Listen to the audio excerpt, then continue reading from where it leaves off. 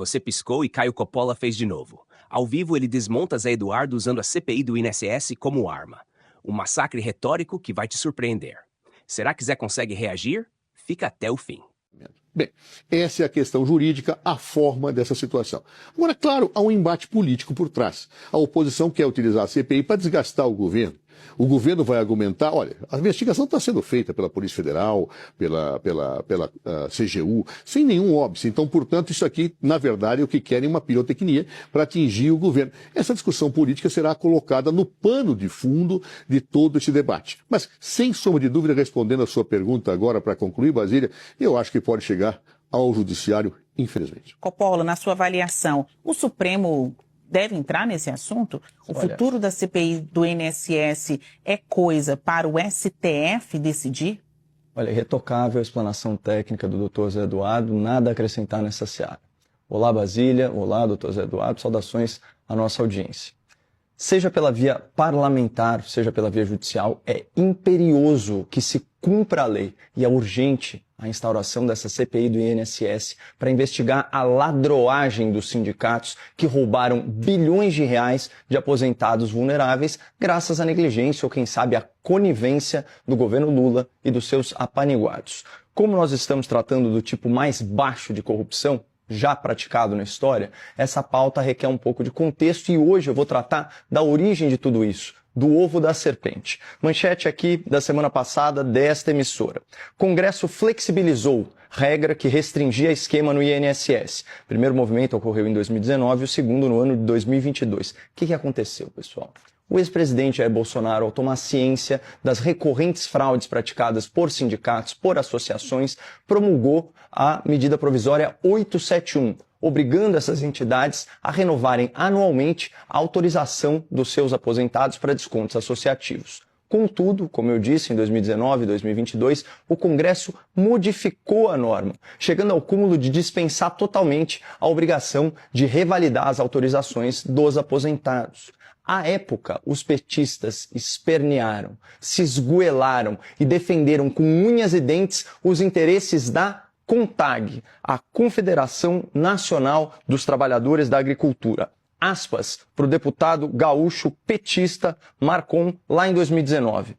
Por isso que nós do PT somos contra e vamos votar não a essa proposta, porque isso vem para esculhambar a previdência do nosso agricultor, vem para perseguir o nosso sindicato dos trabalhadores rurais. Fecha aspas. Acontece que, a se confirmarem as suspeitas, o tal sindicato está mais para uma organização criminosa especializada em lesar idosos vulneráveis. Folha de São Paulo, 28 de abril. Polícia Federal aponta indícios de fraude e lavagem de dinheiro pela CONTAG, que descontou 2 bilhões de aposentados do INSS. Vocês querem mais manifestações aí de petistas na tribuna? Então, vamos lá. Deputado Ayrton Faleiro, do Pará. Aspas. Reconhecemos que o entendimento que a CONTAG construiu aqui com alguns partidos representa um avanço também. Avanço? Só se for avanço no bolso de idosos, no bolso de doentes, no bolso dos vulneráveis. Aspas agora para o relatório da CGU sobre os crimes praticados pelo sindicato defendido com foice e martelo pelos petistas lá no Congresso. A CGU identificou 19 municípios com 60% ou mais de aposentados que possuem descontos de mensalidades associativas localizados principalmente no interior de estados nordestinos, com predominância do Maranhão e do Piauí. Pessoal, Maranhão, Piauí estão entre os estados brasileiros com pior índice de desenvolvimento humano. Então o que a gente está falando? A gente está falando aqui de bolsões de extrema pobreza. Essas são as vítimas preferenciais do sindicalismo lulopetista. Segue a CGU. Nesses municípios em que houve grande concentração de incidência de descontos associativos, a maior parte dos descontos beneficiou, adivinhem quem? A CONTAG. Em alguns casos, 84%, em alguns casos, 89%, em alguns casos, 91%. Então, por que a instauração dessa CPI, dessa investigação parlamentar, é tão urgente? Vamos lá. Porque o PT, o partido do governo, é historicamente ligado à CONTAG, maior fraudadora do INSS nesse esquema.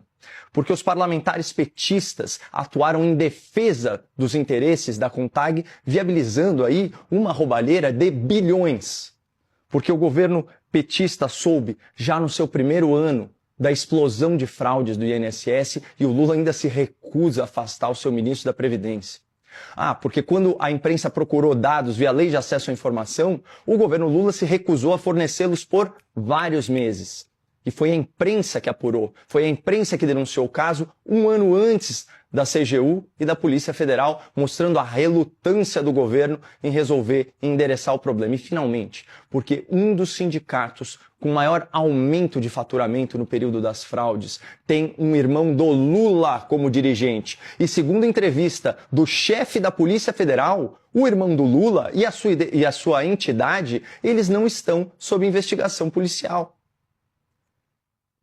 Mas espera aí que eu esqueci aqui a cereja vermelha do bolo roubado. A CPI precisa ser instaurada, porque além da ligação do PT, o partido do governo, com as entidades suspeitas, há um possível conflito de interesse entre investigadores e investigados. Manchete do Metrópolis, do mesmo jornalista que denunciou o escândalo lá em 2024. Entidade-alvo da Polícia Federal por fraude no INSS contratou filho do ministro da Justiça Lewandowski por nada menos do que R$600 mil. Ou seja, Basília, talvez a estrutura de fiscalização e de investigação do governo esteja tão comprometida que, assim como no caso do Mensalão, a mobilização das forças políticas se faça absolutamente necessária.